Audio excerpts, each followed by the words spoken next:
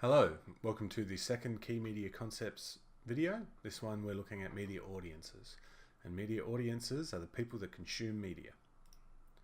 So, people that consume media, that's you, that's me, that's anybody else who watches something on a device, reads a newspaper, reads a book, reads a comic book, listens to the radio, listens to a podcast. You're the audience of some sort of media. You watch YouTube. You listen to a podcast. You listen to music. You watch Netflix. You just can't get enough of RuPaul. You consume media, and therefore you are the audience of some type of media. Most likely numerous types of media. Now, with this, especially in today's age, we have, when we looked at organizations and we looked at distribution, okay, because of that distribution now, audience sizes can vary hugely, okay, hugely. My name's not Donald or Trump, can vary in a huge way.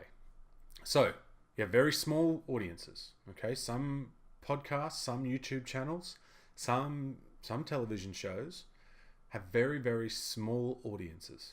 Now, quite often the organization that creates them will interact with that audience quite a lot. Compare that to the other image we have here, very large audience. This is at a concert, I believe it's Glastonbury. Thousands upon thousands of people there to listen to someone's music. Other things that have such huge audiences are television shows, films, some magazines, websites, okay? They have a huge audience, okay? And depending on the audience size, depends on how much money they might make and how they interact with that audience, okay? And also how much say an audience has over what is created. But firstly, audience interpretation. So, an organization or an individual creates a media text. They have a message that they are trying to send. Because remember, that's what media is all about, okay? Sending a message.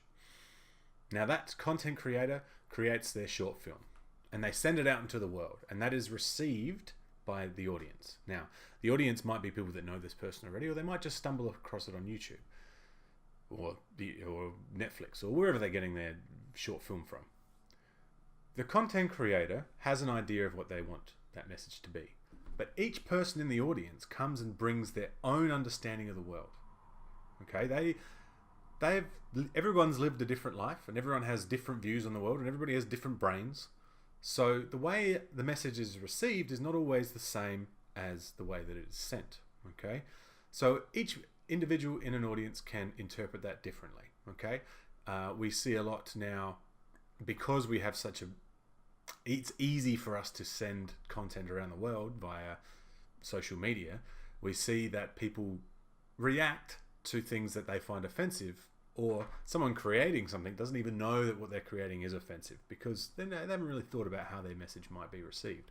So it's very important when we're studying a media text to think about how might this be received in the eyes of another. Okay, and when you're creating your own, products, that's exactly why you need to show them to other people. All right. Now, audiences are not always passive. So an organization creates a text. They create it how they want it to be. They know what their message is. They put it into the world and it stays that way. Usually it stays that way. Okay. And they might take on feedback for the next thing that they create. All right. Now, for a very long time, this is how it worked. Okay. Audiences have always responded to the way a text has been created. It's why some films bomb. It's why some films do really well. It's why some books get banned, and why some bands get booked. Hey, there we go. However, in today's society, I really like that one, if you can't tell. In today's society, audiences have a greater ability to respond to media texts, okay? Be it YouTube, Spotify, Netflix, a blog, someone's social media. Like, audiences have the ability to interact with content creators much easier. Let's look at YouTube.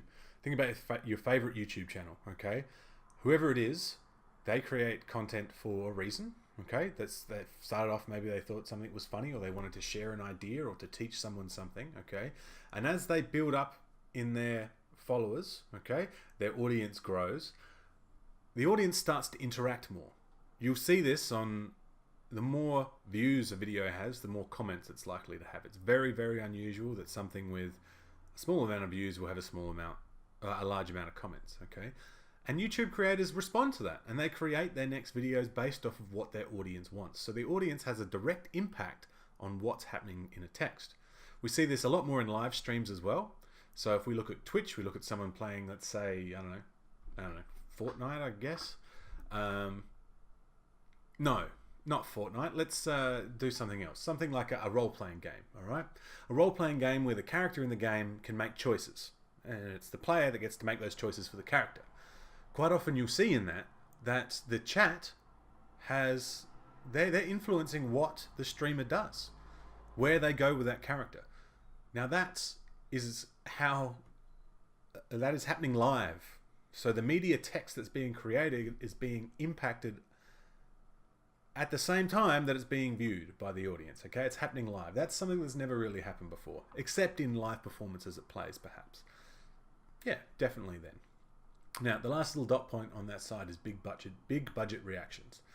Now, I think one of the best examples of this is Disney with Star Wars. Okay, remember Disney bought Star Wars? Disney owns Star Wars and Marvel.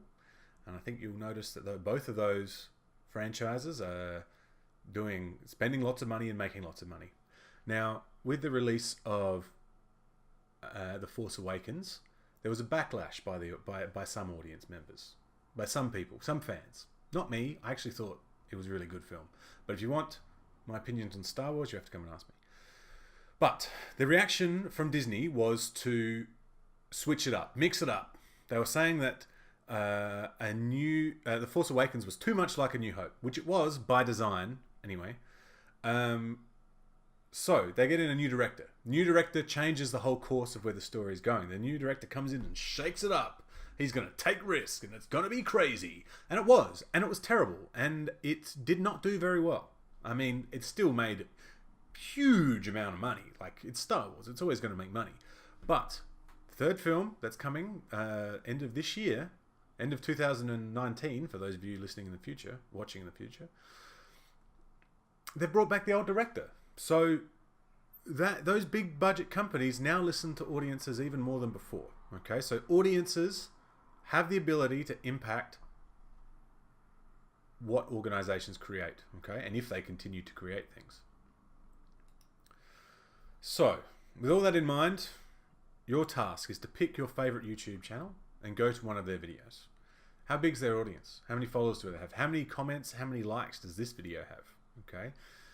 How might this video be understood differently by someone else? Remember, each person that comes to watch a video or read a book or listen to a podcast brings their own world with them, their own mind with them. How might someone interpret this video differently? And then lastly, does this content creator interact with their audience? Do they make videos based off of that? Okay, so do they say, hey, because of my comments, I'm creating this? Give some examples of that. Excellent. Thank you.